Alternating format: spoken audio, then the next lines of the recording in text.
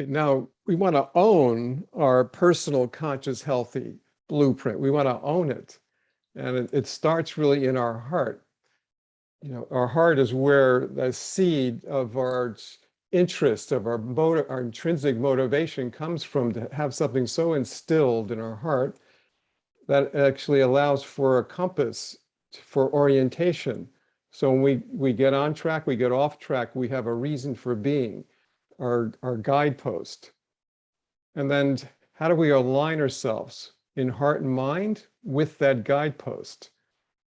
How to own that. And then how we will care in light of our heart and mind so that our body can follow suit. And they say, with our body, it's basically our body is a slave to what's going on in our heart and mind. And that if we can get our heart and mind aligned with something sound and sure, it reflects in our body. And talk about aging gracefully, aging healthily, that plays a big part. Along with, now, there's no reason why we should be healthy. You think, why should we be healthy? And the reason why we should be healthy is to play our part in community, playing our part in the world, playing our part in small groups or small factions that we're with, and to the larger whole that we're all part of. So the reason why to be healthy is to play our part in that respect. So we're going to look at when our vision gets cloudy. Now, when our vision gets cloudy, you can say we can start and find our way up, but then there's certain points, ebbs and flows, you can say, in our lives where we might feel a sense of void. And then that void can bring a sense of discouragement. And these are called shift points. And it's something to recognize when we're feeling, say, discouraged, that it can just be a time to simply be, to recognize it as a shift point, as an opportunity for something greater to be known.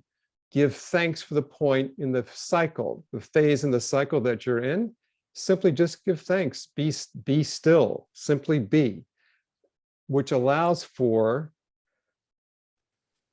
things that don't matter like they used to, time to empty out. I had another little part before this where, say, we're moving along and then another void comes up.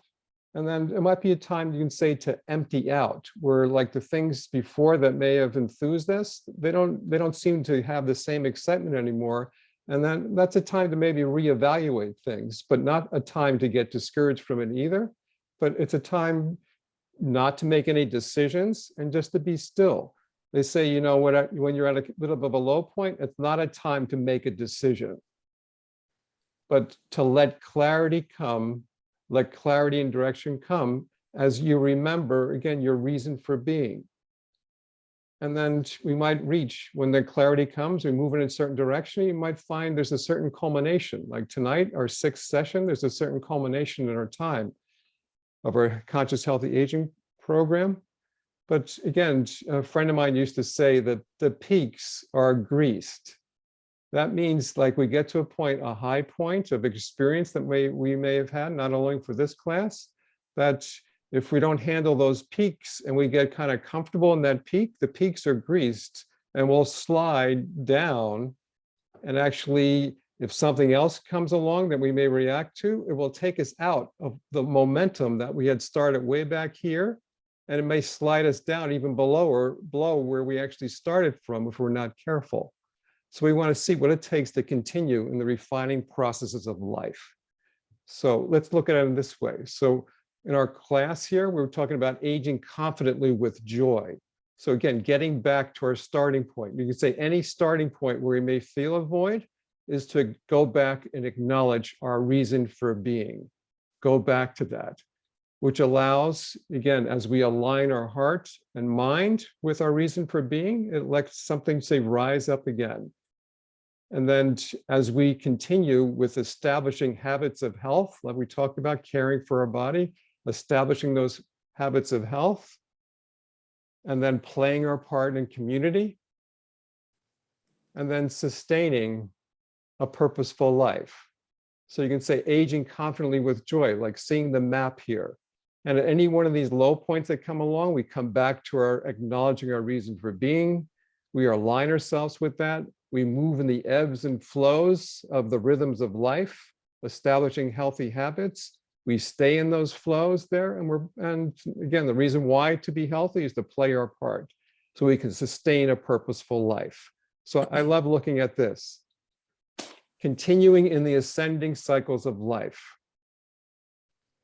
It's not about anti-aging. It's about aging with confidence and joy, having a vitality consciousness experience. Remember we talked about how aging, another name of aging, or equating aging with the ancient translation meaning vital force. So as we age, rather than think about I'm getting old, we're actually getting greater in our greater emanation of vital force, having a vitality consciousness. And we contrasted that in our first session about having an old age mentality, being, say, for one, fixed in thinking, compared to actually having a greater openness to understand more. So I love the example of Sebastian Bach. Such was Sebastian Bach. He accepted no insults. He had no grievances against man or fate. Man or fate.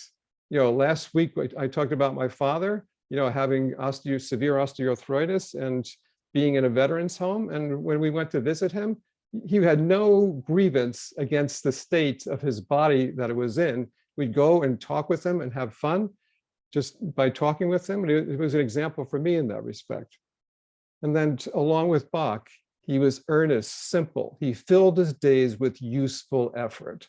So we don't have to be a composer like Bach was, but to fill our days with useful effort, whether it's actually having coffee with a friend or going out with our friends periodically or routinely, or doing the little things that actually are useful effort. It doesn't have to be composing a great piece, but it can be composing a great simple little piece that adds something useful for yourself and for others. So if you think about staying in the cycles of life. So we'll end our little brief recording now, but those who hear this, you know, take note of the things that are said, and to fill our days with useful effort, taking no grievances against man or faith, accepting no insults. So let's all continue along those lines.